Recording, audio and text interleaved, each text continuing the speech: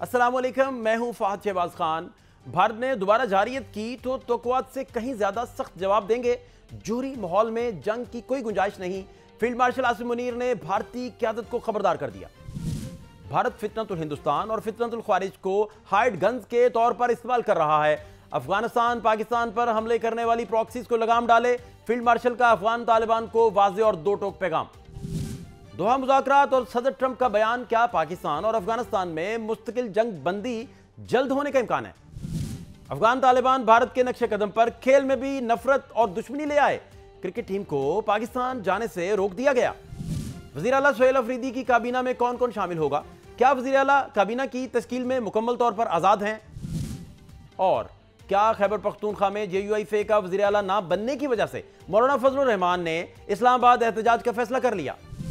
Operation बिनारुल मरसूस में कौम अपनी मुसल्लह अफवाज के साथ फौलादी दीवार की तरह खड़ी है। भारतीय जारियत के खिलाफ कौम पहले से ज्यादा मुतहिद और यकजुबान है और अल्लाह और कौम की मदद से अपनी जमीन का 1 इंच भी इस्तेमाल नहीं होने देंगे।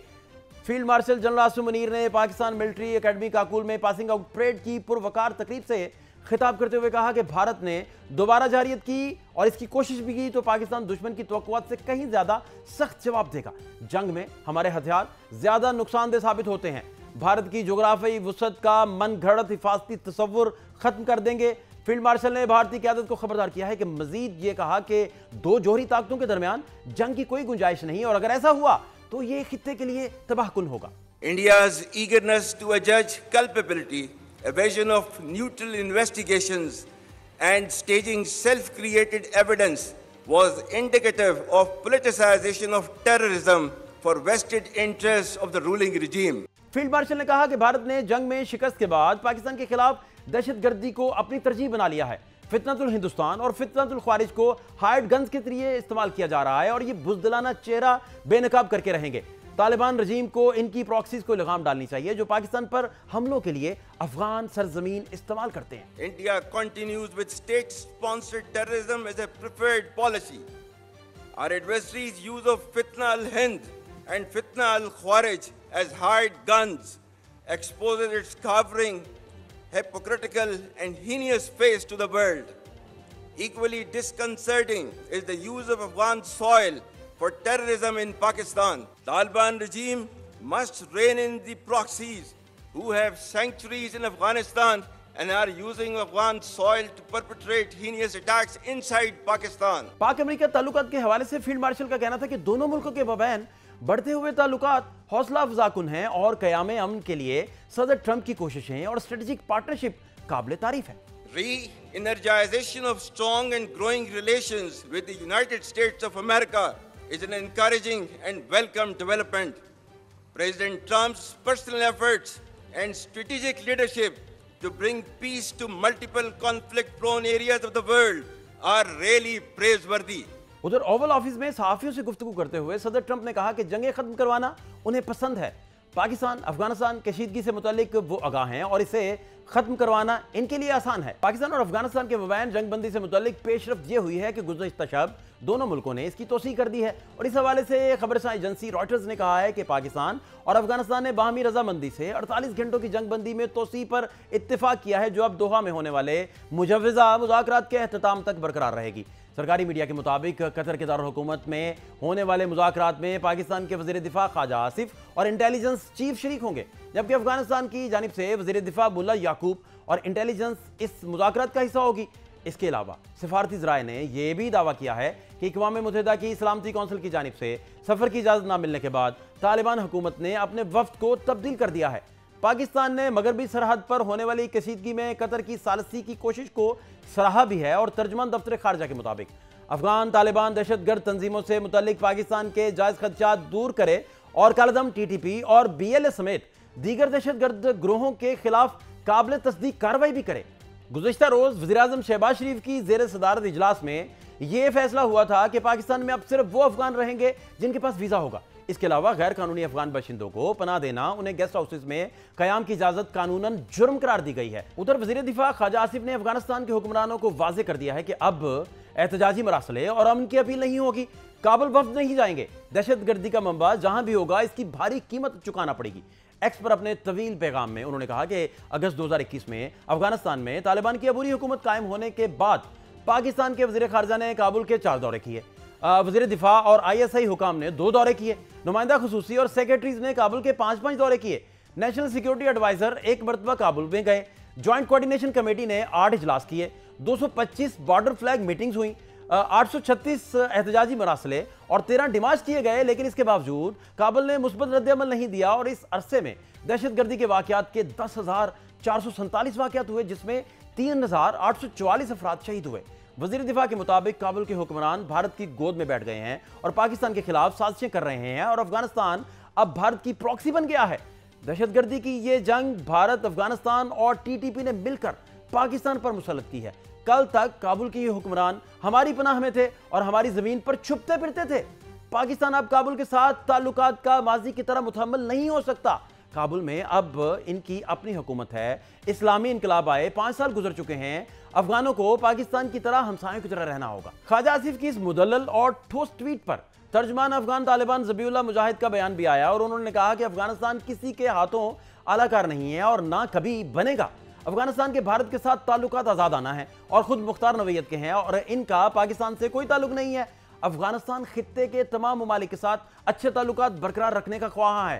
دنیا جانتی ہے کہ افغان طالبان کے اس قسم کے بیانات میں کوئی صداقت نہیں ہے اور اگر ہوتی تو وہ جنگ بندی کے باوجود اپنی طرف سے ہونے والی اشتعال انگیزی کو روکتا، بھارت کی پراکسیز کا کردار ادا نہ کرتا اور دوحہ معاہدے کے تحت اپنی سرزمین کو کسی کے خلاف استعمال ہونے کی اجازت نہ دیتا۔ لیکن افسوس کی بات ہے کہ افغان طالبان نے ایسا نہیں کیا اور اپنی سخت گیر پالیسیوں کی وجہ سے اپنے عوام کے لیے بھی مشکلات بڑھا رہے ہیں اور اس کی تازہ مثال دونوں ملکوں کے درمیان ٹریڈ بند ہونے سے افغانستان کو بھاری معاشی نقصان بھی ہو رہا ہے۔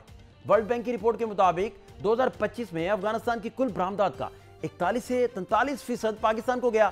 اب جب حالات خراب ہیں تو بارڈر پر پھنسے سینکڑوں ٹرکوں اور کنٹینرز پر پڑا سامان بھی خراب ہو رہا ہے۔ یہی نہیں بلکہ افغانستان نے نومبر میں پاکستان میں ہونے والی سہ افریقی T20 سیریز بھی اپنی ٹیم کو نہ بھیجنے کا فیصلہ کیا اور یہ وہی صورتحال ہے جو انڈین کرکٹ بورڈ کرتا ہے اور کھیل میں نفرت کو شامل کر لیتا ہے اور دشمنی لے آتا ہے۔ خود افغان حکومت کرائسس سے گزر رہی ہے۔ افغان طالبان کے سپریم لیڈر ہیبت اللہ اخوندزادہ نے بھی موجودہ صورتحال میں نائب وزیر داخلہ کو عہدے سے ہٹا دیا ہے، جبکہ افغان صحافی سمیع اللہ یوسف زئی کے مطابق وزیر داخلہ سراج حقانی نے بھی ان کے تمام اختیارات چھین لیے ہیں۔ آگے بڑھتے ہیں اور پاکستان کے سیاسی منظرنامے پر بھی نظر ڈالتے ہیں، جہاں بانی PTI نے وزیر اعلیٰ سہیل افریدی کو اپنی مرضی سے کابینہ بنانے اور فری ہینڈ دے دیا ہے۔ ذرائع کے مطابق بانی نے کہا ہے کہ خیبر پختونخوا اور پنجاب کے لیے کوئی الگ الگ ایڈوائزری کونسل نہیں ہے۔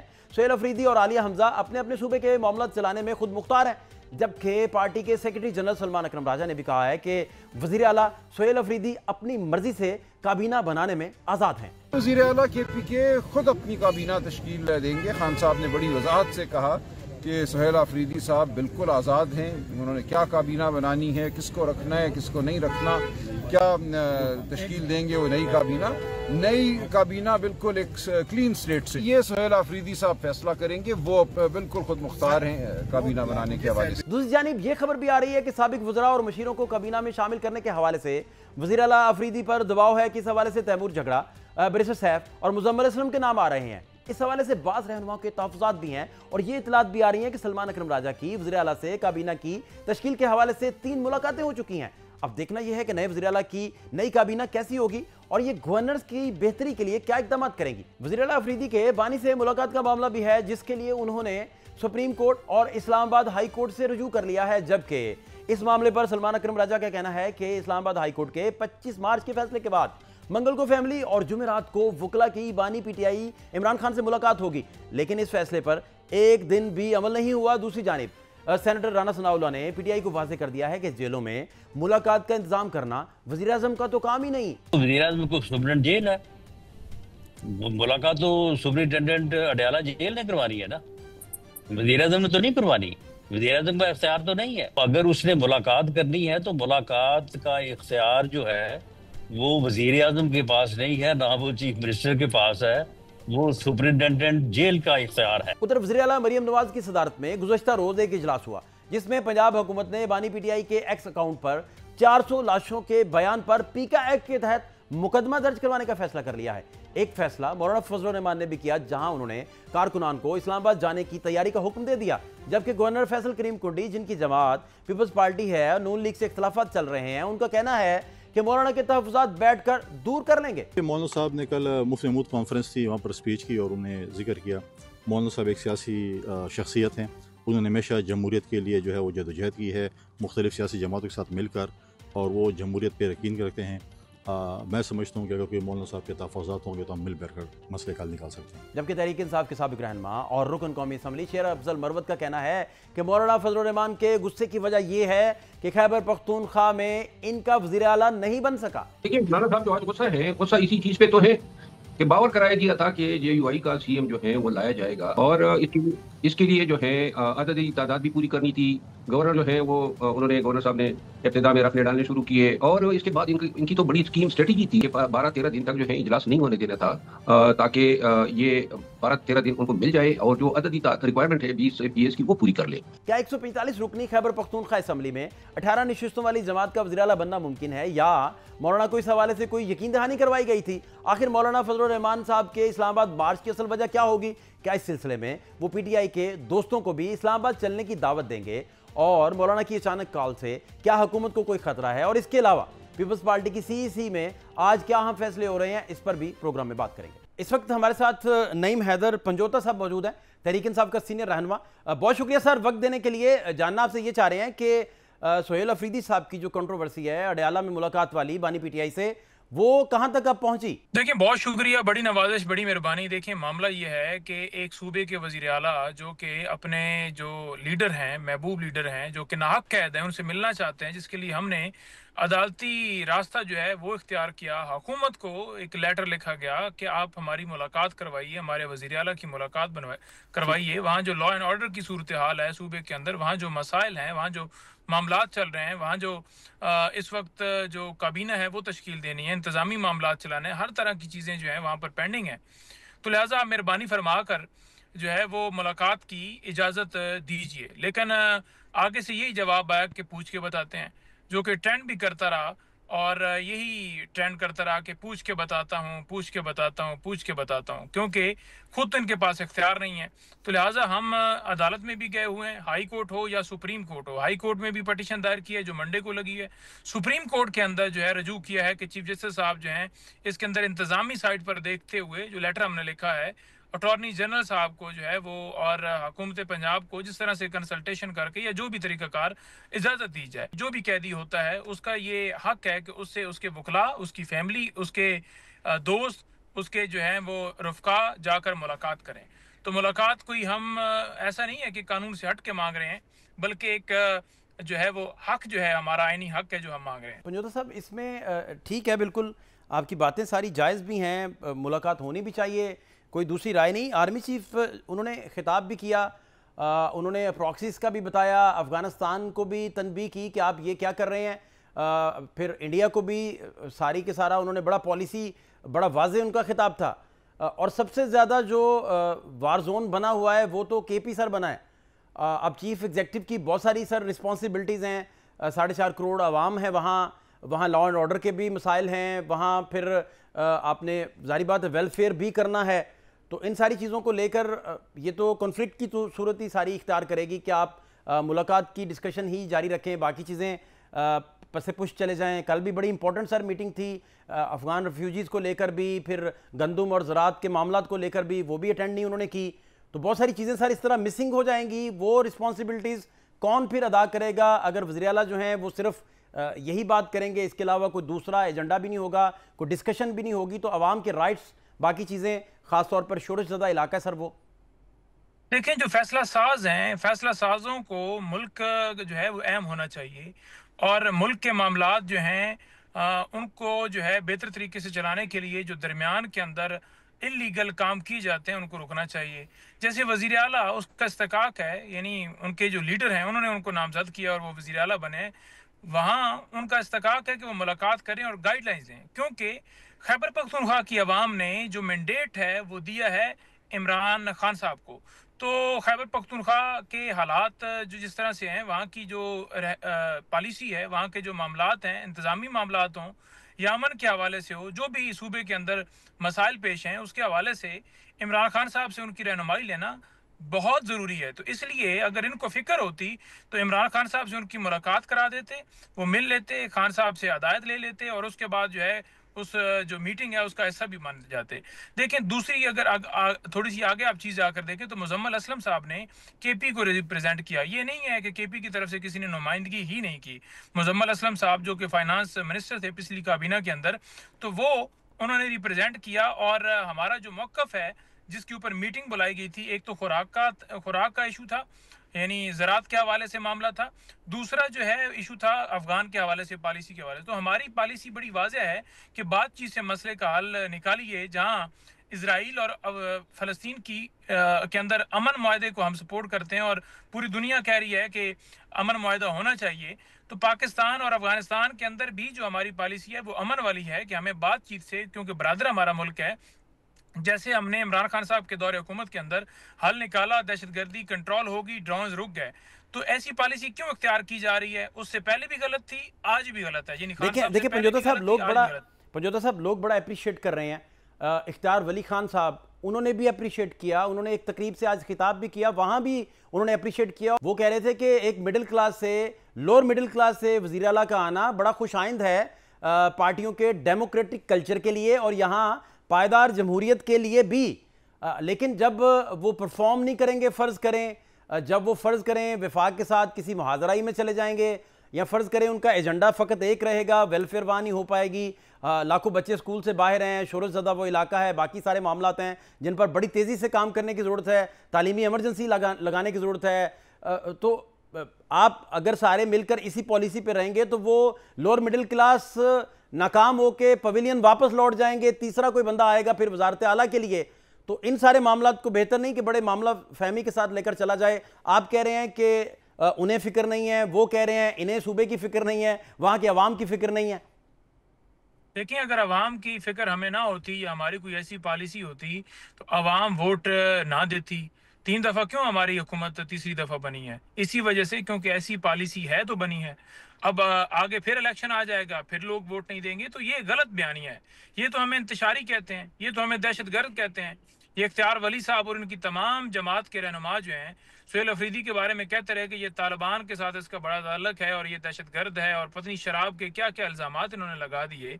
यानी आप अपनी जमात के अंदर नज़र नहीं दौड़ा रहे कि वहाँ नवाज शरीफ के साथ आगे शहबाज शरीफ के साथ आगे मरीम नवाज के साथ आगे हमजा, इसी तरह पूरी एक वो लिस्ट है।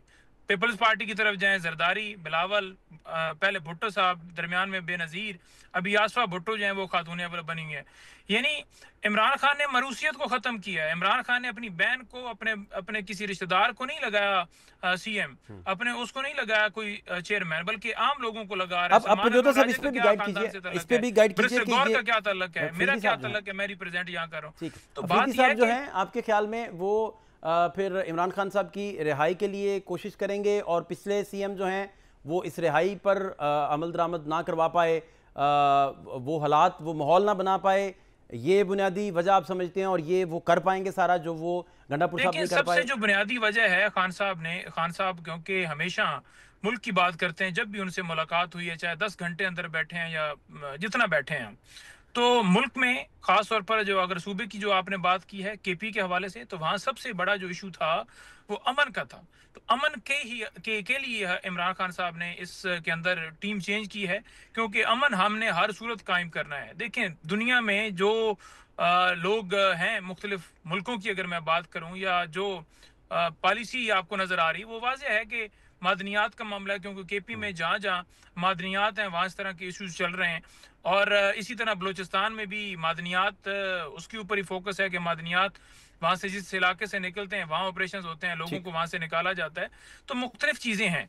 देखें जब कोई ड्रोन आप अटैक करते हैं तो उसमें कोलेटरल डैमेज होता है, यानी जहाँ दहशतगर्द मारे जाते हैं वहाँ हमारे लोग भी शहीद होते हैं। बहुत शुक्रिया नईम हैदर पंजोता साहब। अभी ब्रेक एक लेंगे जी। ब्रेक के बाद इख्तियार वली खान साहब प्राइम मिनिस्टर साहब के कोऑर्डिनेटर हैं, वो हमारे साथ मौजूद होंगे। उनसे पूछेंगे कि एक वज़ीर आला हैं, उन्हें आप बानी पीटीआई से क्यों नहीं मिलने दे रहे, और भी बहुत सारी डिस्कशन करेंगे। शॉर्ट ब्रेक, हमारे साथ रहिए।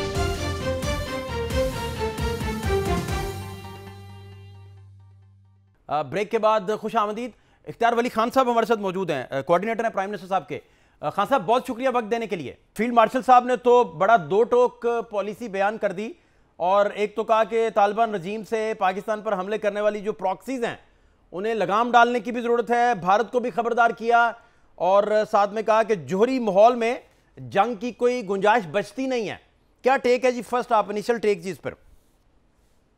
بسم اللہ الرحمن الرحیم، بہت شکریہ۔ دیکھیں، یہ جو پراکسی وار ہے نا، پاکستان بڑے عرصے سے اس کو فیس کر رہا ہے، اور اس پراکسی وار میں ہم سمجھتے ہیں کہ افغانستان کی سرزمین ہمارے خلاف استعمال ہو رہی ہے، اور اس میں پھر انڈیا کی سپانسرنگ ہے، اس میں پھر اسرائیل کی سپانسرنگ ہے، وہاں سے ان کو فیڈنگ ہوتی ہے، پیسے ملتے ہیں، سپانسرشپ ملتی ہے، فیسیلیٹیشن ہوتی ہے۔ تو ہم سمجھتے ہیں کہ پراکسی وار جو ہے اس کو ایز اے، ہم ہمیشہ یہی سمجھتے ہیں کہ ہمارے برادر اسلامی ملک ہیں اور ہمارے پڑوسی ملک ہیں، لیکن اس پڑوسی ملک ہونے کا، برادر ملک ہونے کا، اس کا جو ہے ہمیشہ ہم نے نقصان اٹھایا، اس کا فائدہ نہیں ہے۔ تو میرے خیال میں وہ جو ہارڈ سٹیٹ والی پالیسی ہے، ہمیں اسی طرف جانا ہوگا، اور جب تک ہم ہارڈ سٹیٹ نہیں بنیں گے تو ہم سٹیٹ نہیں بن سکتے۔ تو یہ بنانا ریپبلک والی باتیں اور یہ سافٹ سٹیٹ والی باتیں جو ہیں یہ اب نہیں رہیں گی۔ پاکستان پہ سب سے پہلے پاکستان، اس کی سلامتی، یہاں کا امن، یہاں کی قوم، ملک کا، اس کی جان و مال کا حفاظت، اس کو یقینی بنانا، اور پاکستان کے ایک ایک انچ کے سرحد کا اس کی حفاظت کرنا، یہ ہماری قوم، ہماری فوج، ہماری حکومت، ریاست، یہ سب کا ایک مشترکہ ٹارگٹ ہے۔ اور میرے خیال میں جو چیف صاحب ہیں انہوں نے دو ٹوک الفاظ میں یہ بات جو ہے یہ واضح کر دی، اور اس میں کوئی ابہام نہیں رہا۔ اچھا، دوسرا خان صاحب، ایک اور جو اہم ترین ان کی گفتگو میں سے حصہ تھا کہ قوم کو وہ فرما رہے تھے کہ یقین دلاتے ہیں کہ اس مقدس سرزمین کا ایک انچ بھی دشمن کے حوالے نہیں ہونے دیں گے۔ آپ ان سارے معاملات کو کیسے دیکھتے ہیں؟ کیونکہ کے پی میں جہاں آپ تشریف فرما ہیں وہاں تو سب سے زیادہ لا اینڈ آرڈر کے مسائل ہیں، وہاں کے عوام قربانیاں دے رہے ہیں، فورسز کی جوان قربانیاں دے رہے ہیں، شہداء جو ہیں ان کی تعداد ایک بڑی تعداد ہے۔ تو اس نقطے کو آپ کس نظر سے پھر دیکھتے ہیں؟ دیکھیں، یہ بڑی بدقسمتی ہے کہ خیبر پختونخوا میں ایسی قوتیں موجود ہیں جو شاید برسر پیکار ہیں اس وقت اور برسر اقتدار بھی ہیں، جو پاک افغان بارڈر کو ڈیورنٹ لائن کہتے ہیں۔ اس کا مطلب یہ ہے کہ وہ پاکستان کی سرحد کو اور پاکستان کے وجود سے وہ انکاری ہیں۔ تو ایسے لوگوں کے لیے ایک پیغام ہے کہ اگر کسی کا یہ ایجنڈا ہے کہ وہ کوئی خیبر پختونخوا کو علیحدہ کر کے اس کو افغانستان کا حصہ بنانے میں کامیاب ہو جائیں گے، تو یہ وہ ان کی بھول ہے۔ ایسے کبھی نہ ہوا ہے، نہ ہو سکتا ہے، اور نہ انشاءاللہ ہوگا۔ اور پاکستان کے ایک ایک انچ کی ہم حفاظت بھی کریں گے۔ اور ہمیں کیا یہ ساری پولیٹیکل پارٹیز، خیبر پختونخوا کے تمام سٹیک ہولڈرز، کیا وہ نہیں دیکھ رہے ہیں کہ ہر روز ہم درجنوں ہمارے فوجی جوان، پولیس جوان، ہماری سول آبادی، مائیں، بہنیں، بھائی، والدین، یہ سب جو ہے وہ قربانیاں دے رہے ہیں، ان کی لاشیں ہم اٹھا اٹھا کے ہم تھک گئے ہیں۔ تو اب میرے خیال میں وقت آ گیا ہے، یہ فیصلہ کسی نے تو کرنا ہے، اور اگر ہمارے بعد کسی نے کرنا ہے تو ہم ہی کیوں نہ کریں۔ پاکستان کی ایک ایک انچ کا حفاظت بھی کریں گے، اور یہاں پر ہر قیمت پر ایٹ اینی کاسٹ امن جو ہے وہ بحال ہو کے رہے گا۔ اچھا، دوسرا خان صاحب، بڑی اہم میٹنگ بھی تھی، وزرائے اعلیٰ بھی اس میں شریک تھے، جو ریفیوجیز کو لے کر اس میں ڈسکشن تھا بڑا۔ سہیل افریدی صاحب نہیں آئے، پھر ٹویٹ کر کے انہوں نے واضح کیا کہ بھائی ہمیں خان سے ملنے نہیں دیا جا رہا، وہاں ہم نے کیبنٹ بھی سیٹ کرنی ہے، پالیسی لائن لینی ہے، گائیڈ لائن لینی ہے، لیکن ان حالات میں آپ نہیں سمجھتے کہ گورنمنٹ کو چاہیے تھا ان کی ملاقات بھی کرواتے تاکہ معاملہ اور سٹیبلٹی کی طرف جاتا، پولیٹیکل سٹیبلٹی بھی ہو ساتھ میں؟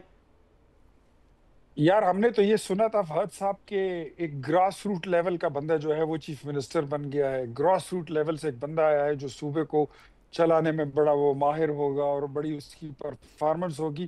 اس کی 3 دن کی پرفارمنس ہم نے جو دیکھی ہے وہ یہی دیکھی ہے کہ ایک تو اس نے یہ کہا کہ میں عشق عمران میں مبتلا ہوں، ایک یہ بات تھی۔ دوسری اس کی یہ تھی کہ وہ شاید اس کا سلپ آف ٹنگ تھا جو کہہ گیا کہ پاکستان کا بانی جو ہے تو وہ بانی عمران خان ہے، پی ٹی آئی کا بانی جو ہے تو وہ قائد اعظم ہے۔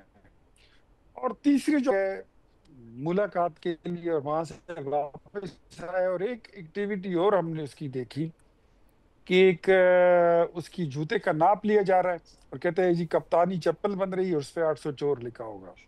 تو میرے خیال میں یہ تو کسی تربیت یافتہ اور کسی گراس روٹ لیول کے کارکن کا اس کی ایکٹیویٹی نہیں ہو سکتی ہے.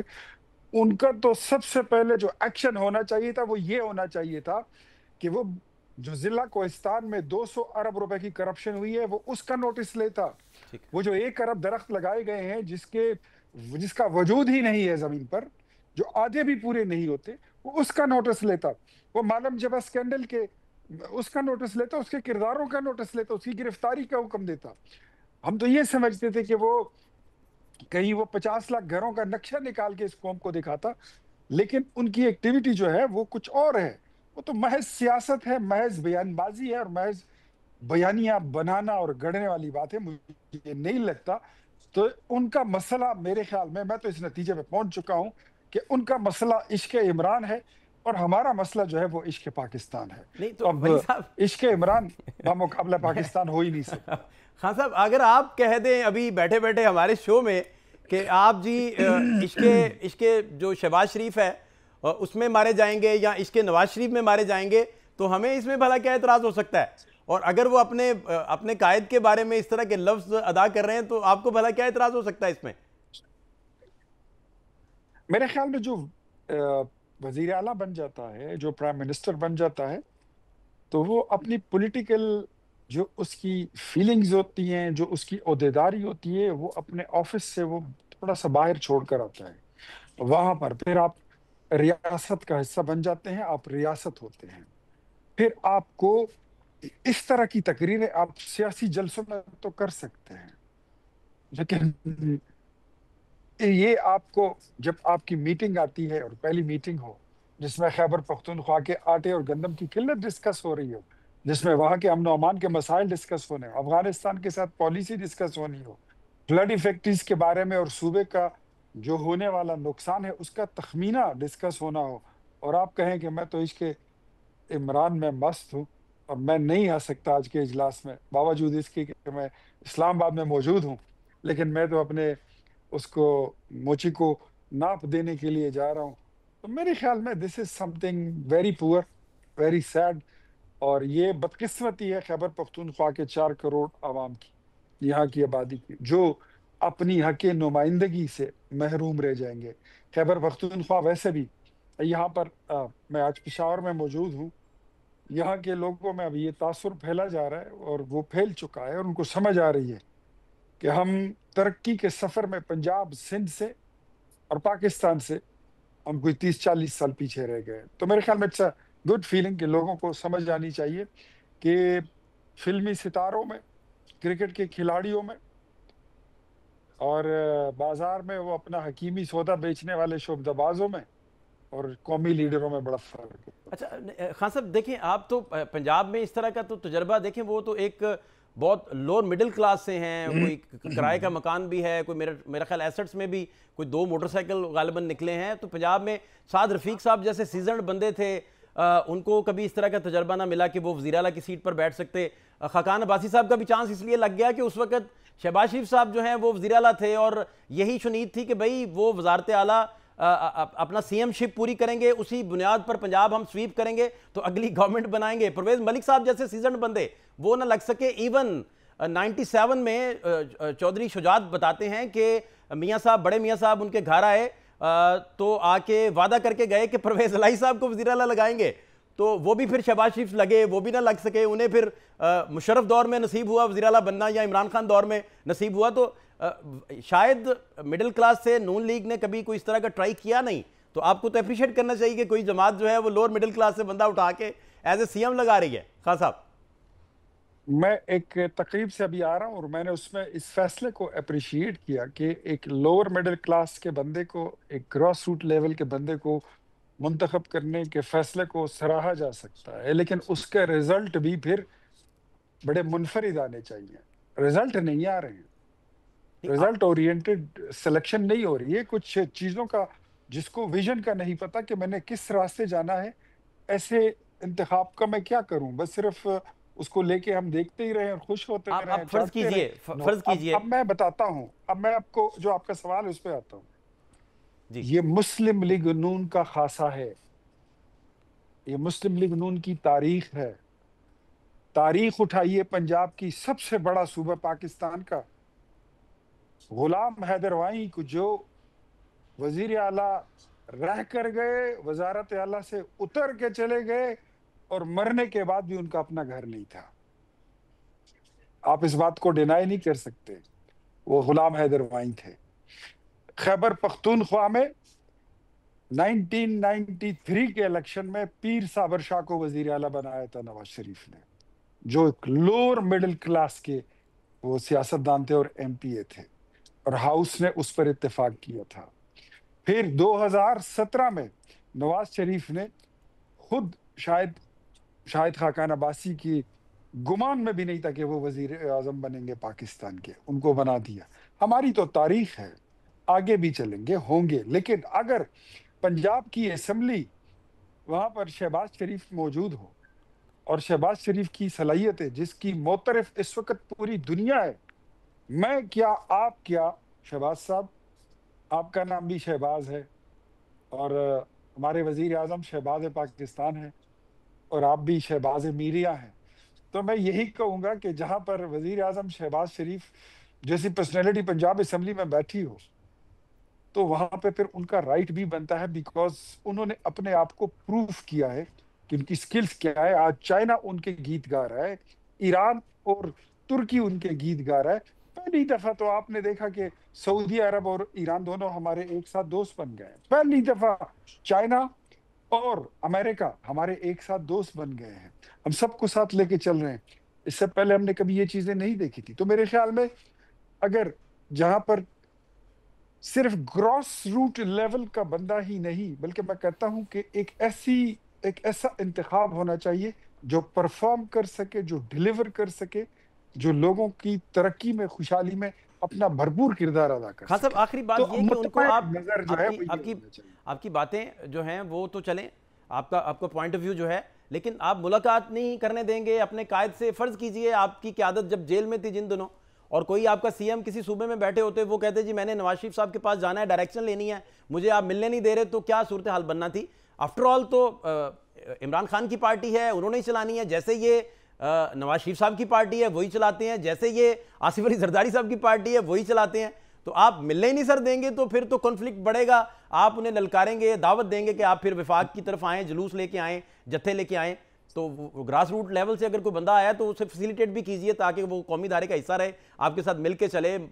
دہشت گردی کے مسائل ہیں, بڑے پرابلم ہیں, سیاسی استحکام تاکہ آ سکے. سر ہم نے پہلے وزیر اعلیٰ کی ملاقات بھی کرائی تھی, ہم اس وزیر اعلیٰ کی ملاقات بھی کرائیں گے.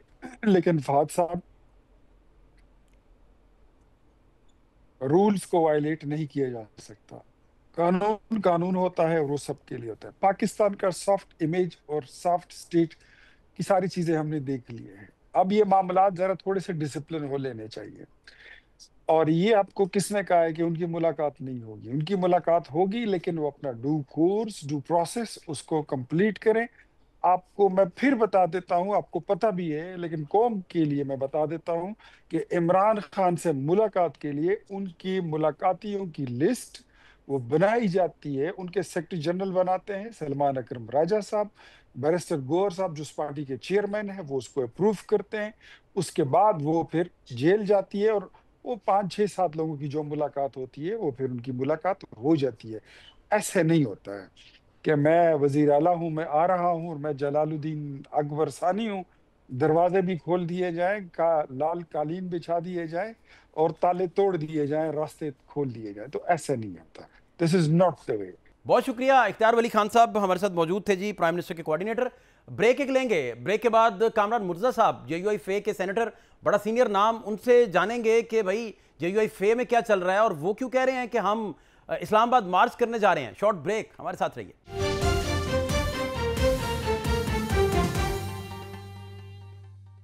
بریک کے بعد خوش آمدید کامران مرتضیٰ صاحب, سینیٹر صاحب ہمارے ساتھ, جے یو آئی فے کے بڑا مستند نام ہے جی. کامران بھائی بہت شکریہ وقت دینے کے لیے. آج تو آرمی چیف نے امپورٹنٹ ترین ڈسکشن بھی کیا اور اس میں بتایا, خبردار بھی کیا جو ممالک پاکستان کے خلاف پراکسیز لڑ رہے ہیں.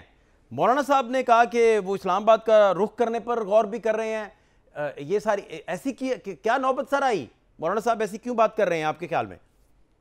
دیکھیے جہاں تک ملک کی بات ہے، ملک ہمارے لیے سب سے زیادہ مقدم ہے اور پاکستان پہلے کی بات، اس پہ کوئی جو ہے دو رائے نہیں ہے پوری جمعیت میں. رہ گئی بات کہ پالیسیوں سے اختلاف کرنا ہمارا حق ہے. وہ افغانستان سے لڑائی کا معاملہ ہو، ان کے ساتھ جو ہے ہم ایک مسلمان کو مارنا جو ہے کس حد تک جائز ہے، اس پہ ہم اپنے نظریات رکھتے ہیں. اور اسلام آباد کی بات جو حکومت کا ہونا یا اس کی وٹ کا ہونا یا اس کے پہلے دن سے جو الیکشن کے حوالے سے ہمارے اپنی ایک رائے ہے، اور اس رائے کو کبھی بھی جو ہے نا اس رائے کو کبھی ایڈریس نہیں کیا گیا. اس کے ریبٹل میں کوئی چیز ایسی نہیں لائی گئی. ہم فرض کر لیجئے کہ ہم یہ کہتے ہیں کہ سارے فارم 47 والے ہیں، جیلی فارم 45 والے ہیں، تو کبھی بھی جو ہے نا یہ آفر نہیں آئی کہ آؤ چلے آڈٹ کرا لیتے ہیں، 20-30-50 سڑکوں کا آڈٹ کرتے ہیں اور اس کے بعد جو ہے نا یہ طے ہو جائے گا کہ ہم فارم 47 والے ہیں یا جعلی جو ہے نا مینڈیٹ والے ہیں یا نہیں ہیں. تو ان چیزوں کا مسئلے کو حل ہونا چاہیے. صبح خیبر پختونخوا میں حالات جس طرح کے ہیں وہ دیکھ لیجئے، بلوچستان دیکھ لیجئے. تو جب اس طرح کے معاملات ہوں گے تو پھر سیاسی پارٹیاں، سیاسی شخصیات جو ہے وہ کال بھی دیں گی اور وہ اسلام آباد کی طرف رخ کرنے کا بھی سوچ سکیں گی.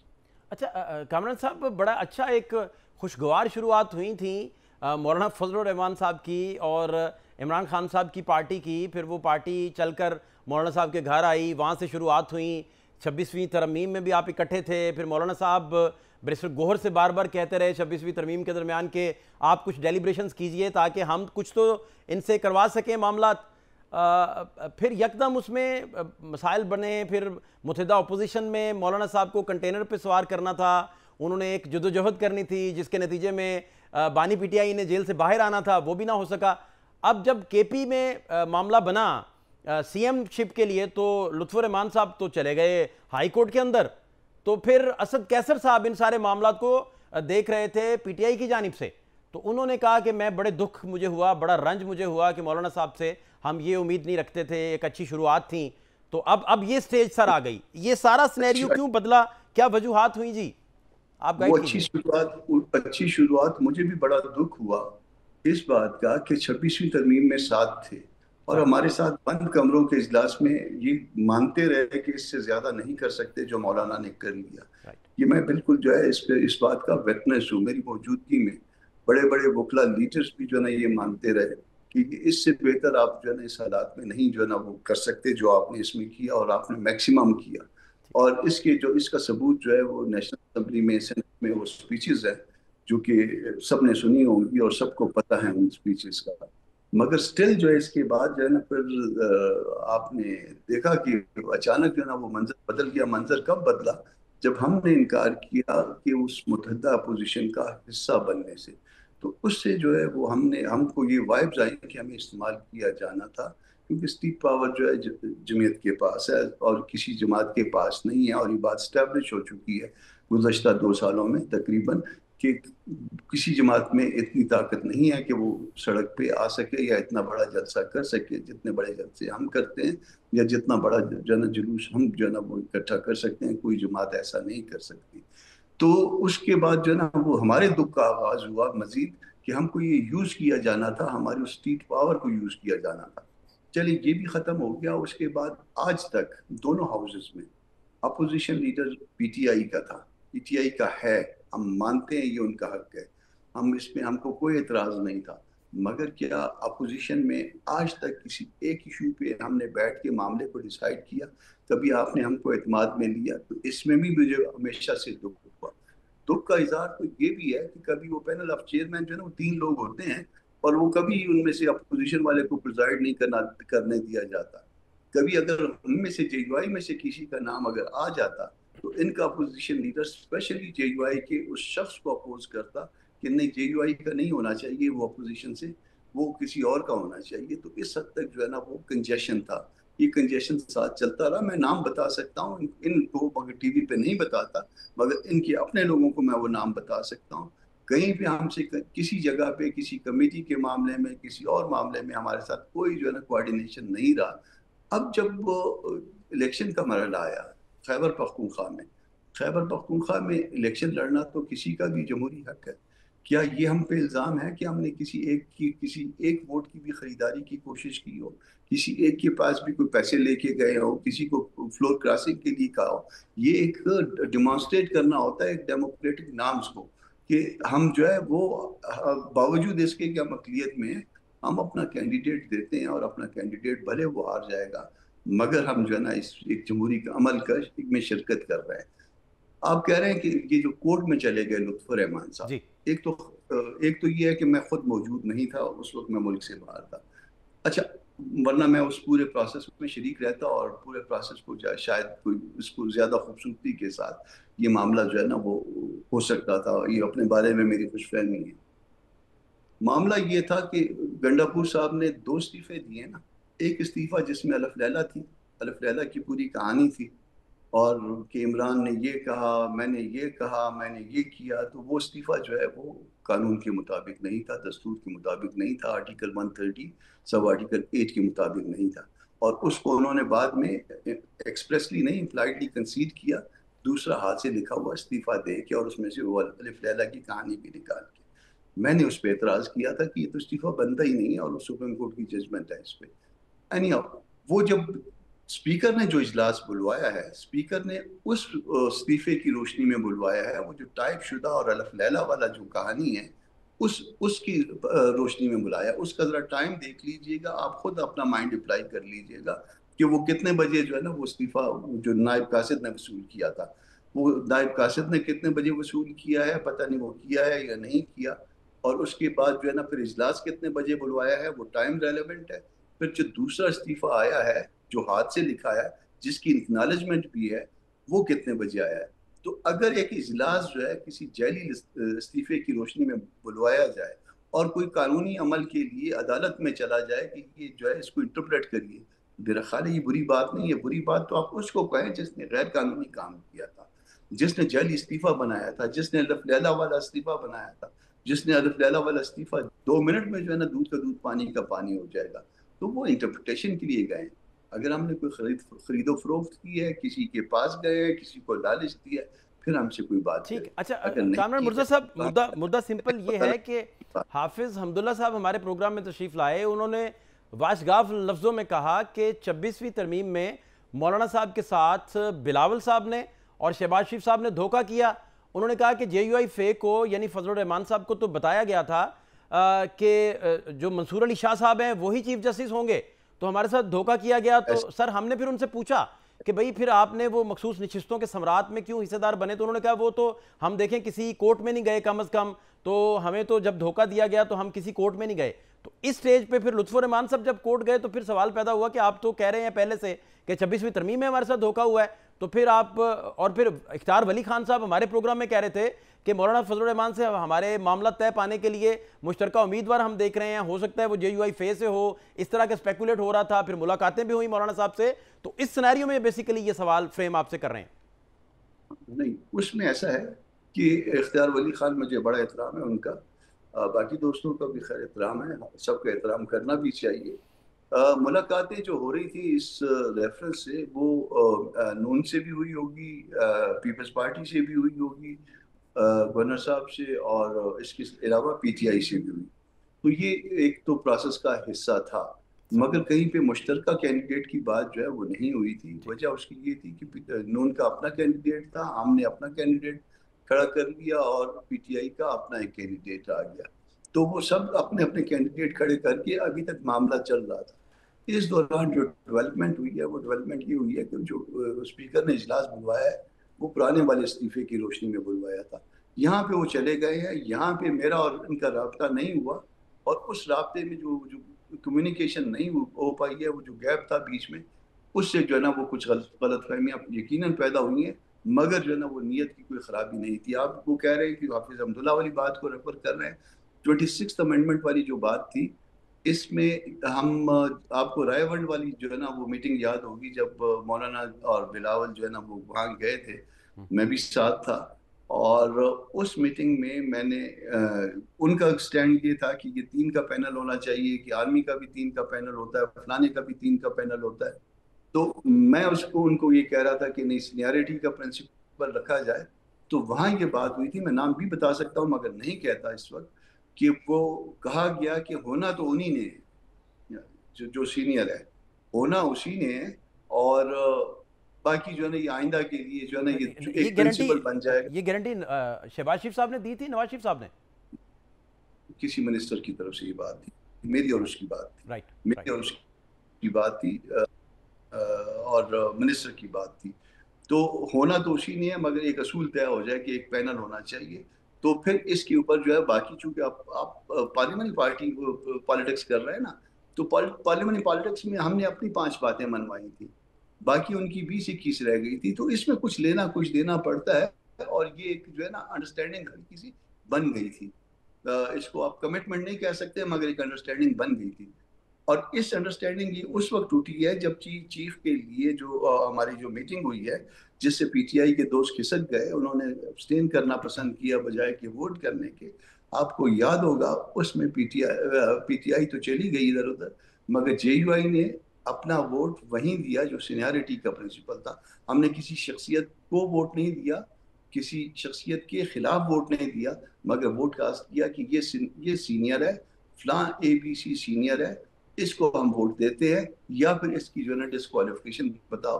وہ ڈسکوالیفیکیشن کسی کے پاس جو ہے نا وہ موجود نہیں تھی، قانونی ڈسکوالیفیکیشن. ٹھیک ہے، تو یہ اس میں جو ہے نا بات تھی.